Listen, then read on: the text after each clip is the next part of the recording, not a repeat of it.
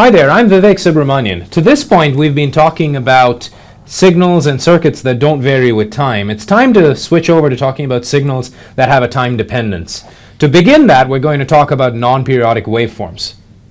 Yeah, and later on in the course, we're going to come back and touch on tool sets for dealing with things that are periodic, beginning with sinusoidal signals. But we're going to start today with things that are not periodic and just give you a few basic tools for thinking about that. So let's start with a few examples so you know what we mean. Here's an example.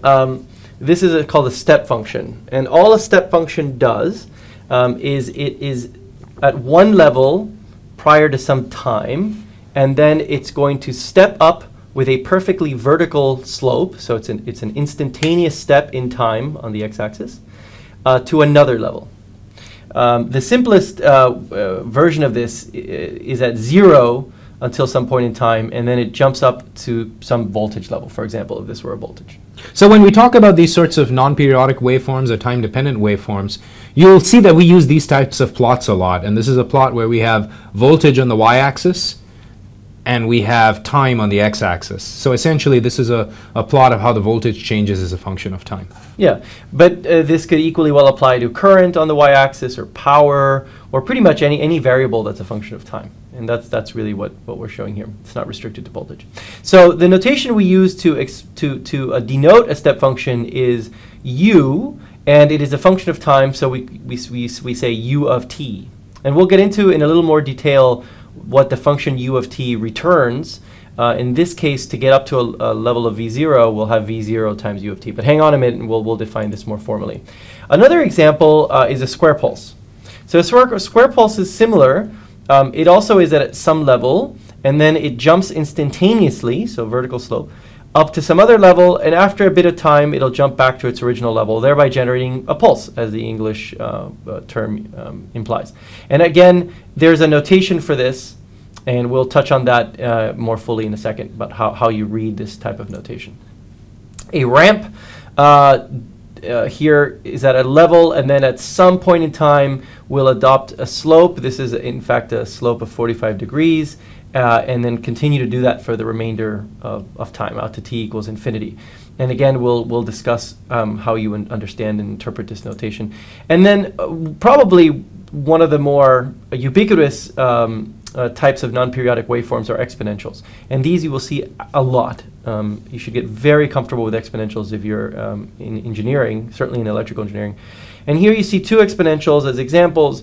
A negative exponential is something that is decaying, so the value is dropping as time advances. So as we move right on the time axis, you see the y-axis value is dropping, and you can tell that that's the case from the notation because you get e to the minus t times something. In this case, it's over tau, and you may have run into this in mathematics or in physics. What tau means, we'll cover this in a second. But the thing to notice is for a negative exponential, you see a negative.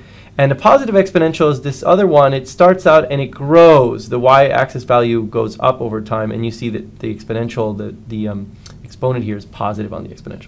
Now, if we look at this exponential, you'll notice some key features. In particular, you'll notice, for example, in the negative exponential, the one that is decaying, it never really reaches 0 in a theoretical world. In practice, we typically will wait a certain number of counts and then say it's effectively 0. That's right. Okay, so now let's take the step function and go into a little bit more detail in the step function. So here's that original ideal step function that we showed you earlier. So this ideal step function we've defined as starting at a value of 0 and then jumping up to some value VO or V0. So we define that function with the parameter VO times u of t. So as Michelle told you earlier, the u of t indicates that it's a step function. The V0 specifies the amplitude, so that specifies how high it rises. That's the basic idea behind the ideal step function. Now, this step function rose at a time of 0. What if we wanted to have a nomenclature to define step functions that are offset from 0 in terms of when they manifest the step? And let's say they manifest the step at some time t. We denote that with this generic form of the equation, v of t, so the definition of our function, is equal to v0, the amplitude, times u of t minus capital T. And the t minus capital T indicates that the function will step at time exactly equal to capital T. Yeah, if you look at the basic function, it's as though you were saying u of t minus 0. And so it's exactly at 0. T minus whatever positive value is there shifts the standard step function over by that amount. So if you had a t, for example, minus 3, so you had u of t plus 3, you're in fact shifting it to the left over to, say, the value of minus 3. And in fact, you see an example of that on the fourth version here, where we see we've got a t that's less, the capital T that's less than 0. And so you see it shifted in. Okay? So now you see that we can put all of these together, and so we have our step function stepping at 0, step function stepping at some positive t, step function stepping at some negative t. The functions are all defined by this equation, namely v0 u of t minus t. The question is what that capital T is. Is it positive or negative? Okay, so that's the basic definition. Now, this is how we define ideal step functions in the sense that that step is infinitesimally quick. In other words, it steps up instantaneously. Realistic step functions, of course, don't rise perfectly fast. Rather, there's a finite rise time associated with them. And sometimes when we define a step function, we'll also have a characteristic for that rise time, which we'll call the delta t associated with that rise.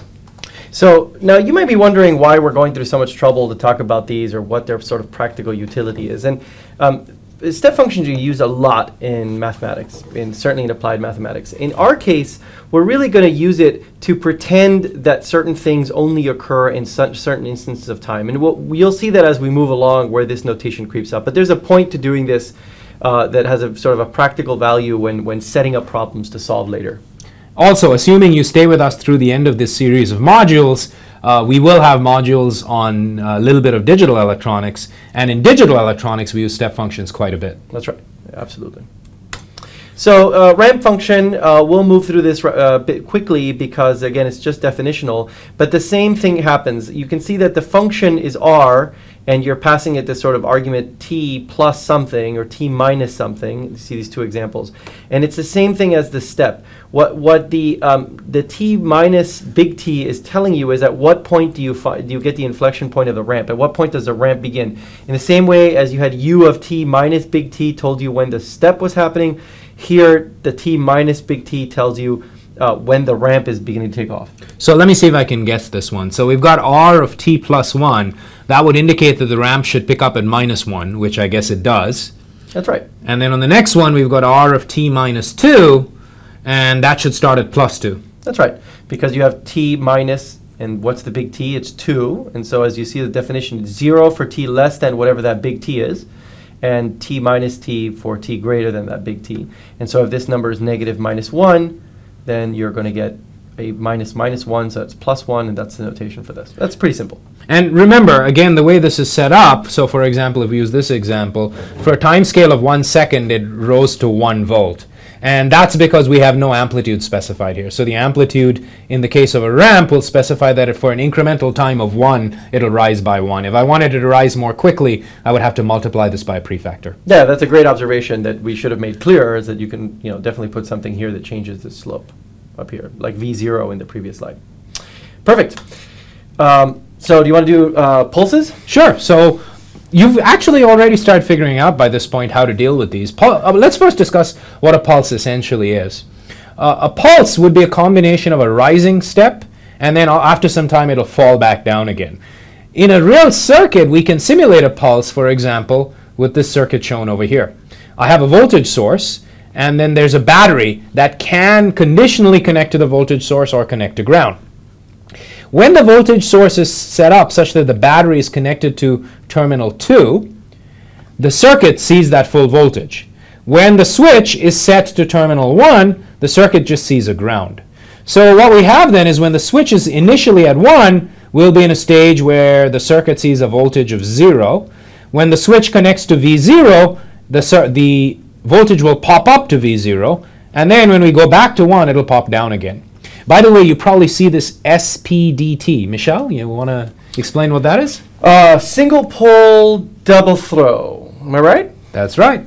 So my guess is that you've got one connection here, and it can choose between these two positions to short to. That's right. So single pole, that just means there's one type of switch. So there's one switch here. Double throw means it has two possible connections it can connect to. Yeah, all right. Okay, so that's what that means. So now what we have is we have this, this is our basic circuit. Now let's look at what that would look like in terms of a waveform.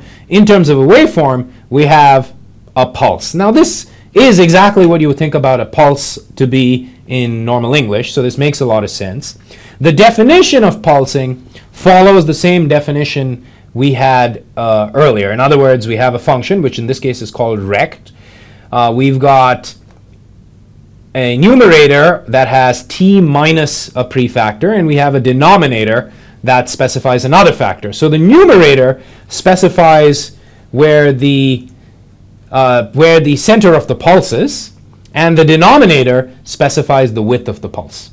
So that's where that comes from. So t minus 3 will indicate that the center of the pulse falls at 3 seconds, and the denominator of 4 indicates that the width of the pulse is 4. Yeah. More generically, the function is shown here. In other words, we have rect t minus t over tau. T specifies the center of the pulse, and tau specifies the width. So let's take some examples. One example we could take is a case where t is a positive number. In other words, we'll have t minus t. This would then be offset from 0, and we'll have a width of tau. We could also have it being a negative number. So let's take a specific example. Let's take VO rect t plus 2 over 2. Michelle, where should the center of this one be? So the center of that is given to you by the numerator, and so it's t minus big T would be the center, so it's a plus 2, so it must be t minus minus 2. Correct. So the center is going to be at minus 2. Exactly. The denominator is 2, so we know it's going to be 2 wide around that center, and it's multiplied by V0, which means that the level it's pulsing up to is V0. Correct. So what we have then is a pulse that starts at 0, at minus 3, it bounces up to V0, and then drops back down to 0 at minus 1. Got it. Okay? And then as a final example, we've got here a case where we have a function of minus 8 rect t minus 3 over 2. As you would guess, this should have a center at t is equal to 3, should have a width of 2, and should have an amplitude that takes it down to minus 8. So you see how this works for pulses. Perfect. Another idea to introduce very quickly is that you can in fact use multiple of these functions and add them up to create composites. So we introduced the pulse as this rect function and gave you a sort of notation for it. So here you see exactly another example centered at 3 here, 2 wide and 4 amplitude. Okay, but you should know that this can be constructed from 2 steps. And so I'll show it to you graphically, and then the notation is down here. Graphically, you can kind of see this just by looking at the fact that prior to t equals 2, it's 0. So I come along, and then I want to bring in a step function that's going to come up at t equals 2, and so up to the amplitude level. So I know that that's 4u of t minus 2. That's a notation for just a simple step. That's going to, by itself, it would just step up and keep going on forever. But then what I do is I subtract, notice the minus sign here, a step function that comes along 0 and then drops by 4. So it's minus 4, and it does the drop at t equals 4. So it's t minus 4. That's the time shift. And if I subtract this blue line from this blue line, I, of course, am going to get something that goes up, stays flat for a while because this is still 0, and then when I subtract the 4 from here, it'll go back to 0, and I recover this original thing. So Michelle, are you saying that if I wanted to build a pulsing circuit, I could take a little source that does a step like your first equation here and a step like your second equation here and essentially superimpose them on top of each other? That's exactly right. You could definitely build pulses by superimposing step function generator or step function signals. Yeah, that's exactly right. A slightly more complicated one is doing the same thing with a ramp function to build a non-ideal step. So here's a step that comes up at 1 and let's see, it comes up at starts going up at 0 and then flattens out at 1, and then at 3 goes down and flattens out at 4. Has an amplitude or a max value, I should be more specific or more accurate, of 5, and it's 0 on either side. But the interesting thing here is that you see it's a non-infinite slope. It's not vertical. Okay. This would approximate a more realistic pulse. So can I try to guess at how I would construct this? Yeah, try. All right, so my guess is because these are, it looks like there's ramps in here, what I would expect would be a ramp up, but then I'd be going up this way, so I need then something that sort of ramps it down. So I'll ramp down to a flat level, then I'll ramp down again to a descending level, and then I'll ramp up to a flat level. That's exactly right. My guess is it's the sum of 4 ramps. Yeah, that's exactly right, as you see below. You start out, all the ramps are, of course, 0 prior to even the first ramp doing anything, which happens at 0. Then your first ramp signal, V1 of t, it's just a ramp that starts going up, as you said, and it would go on forever, except we add on a ramp that is going to have the same slope, but in the opposite direction. And so that's going to, basically generate a horizontal slope. So it flattens it out. Flattens it out, yeah. And then that goes on, and then suddenly another ramp kicks in here at 3, which has the same slope negative again, which then generates a downward slope. And then one last one at this point that goes up, zeroing out this and flattening. That's exactly what you said. Okay, makes sense. All right, now Michelle pointed out that one of the waveforms that's really important is exponentials. Exponentials, it turns out, we model them in ways that are very similar to what you would have seen in math when you studied exponentials in math or in physics. Essentially, the way we model exponentials are with a characteristic decay time associated therewith, and of course we also use a magnitude. So what we see here are various types of exponentials. Over here you see some exponentials that are rising, and then you see exponentials that are decaying. Rising exponentials will be characterized by having positive numbers in the exponential. Decaying exponentials will have negative numbers in the exponentials. The rate of rise or the rate of decay depends on the specific coefficients. So something that's rising at e to the t will rise faster than something that's rising at e to the t over 2. Okay? And correspondingly, you see the similar case for the decay terms. And so in this notation, the thing we're dividing out t by, this thing in the denominator, is called a time constant. You see it here, for example. And the bigger that is, okay, the slower the decay happens. And so you see here, this is a bigger number. It's 2. This is t divided by 1. T over 2 has a slower decay.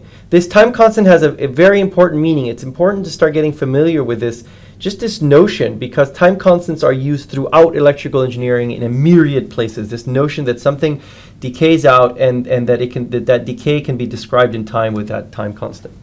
Now, just as we can affect the time constant by changing the value, we can also affect the point at which the rise or fall is initiated, and that's by putting an offset on the exponential. So for example, if e to the t is this function right over here, e to the t plus 1, which would indicate a -1 offset, will start earlier, and e to the t minus 1, which indicates a +1 offset, will start later. So by start earlier, start later, you mean relative to, say, e to the t, right? Essentially, you're shifting the curve left in this case, and you're shifting the curve right. Exactly. Because the exponential is sort of always going up. It's just relative to this as a baseline. This one hits that value earlier. I get it. Okay. That's right. Okay, and what about the kind of crazy things with exponentials and step functions? Is that pretty straightforward? Yeah, it's just, any of these things can be superposed on top of each other, just as we've been doing so far. So here's an example of a combination of an exponential and a step function. So if you multiply, consider a step function. When a step function has not hit the step, let's say it's a rising step function, okay? When a step function has not hit the step, you know that the value is 0. That's right. Right? So in that region, if I multiplied the step function by an exponential, what would I expect the value to be? Oh, 0. Right, because you're multiplying it by 0. So in fact, if I take an exponential and I multiply it by a step function, what I'll have is I'll have a region where it's 0, because the step function was 0. Then the step function hits its rise point, and then we get dominated by the exponential. So in the case of this function, e to the minus t over tau, we know that it's going to be centered at 0, and then it's a decaying function because of the minus sign. So it's going to pop up to its initial value of v0, and then it's going to drop from there. Right. So a step function, in a sense, can be used to zero out certain areas of the time axis, right? To just zero everything to the left of this point t minus big T, which happens to be 0 in this case, is zeroed out. That's right. So another function that's really important, and then we'll wrap up this module, is this. And this is just a construction that uses a decaying exponential. It's very, very important because sometimes people get this confused when you're just learning. This function is actually rising, but it's rising and ever so slowly, it's sort of decaying down in a sense to this v0 value. So this is an important point to clarify, sort of make the distinction between what this is and something like this, which will continue to rise forever. Yeah, so what you should think about this as is a signal that rises and it asymptotes towards a particular value, but it never ever really reaches there. So it's trying to get to v0, but the closer it gets to v0, the more slowly it gets there. Right. Okay? And a normal decaying exponential is sort of decaying towards 0, y equals 0. This thing is decaying towards v0, and it's sort of flipped on the y-axis, so it looks like it's rising, right, in positive values. This is very important. Why? Because many phenomenon that you see that look like this have duals that look like this, where there is a decay, but there's a decay to a set value. So anyway, that's something to point out that you'll see a lot. Right, and the way we can mathematically see that is what we've done is we've taken v0 times 1 minus the exponential tailing function. Oh, right, to get the shape right. that we So described. we're basically subtracting the exponential tailing function from a finite value. And of course, we've built a step function into this so that we start at 0. So that's that. I think at this point, we've given you a brief overview of some non-periodic waveforms. See you next time. Yep, if you're following along, we're about to do capacitors. See you soon.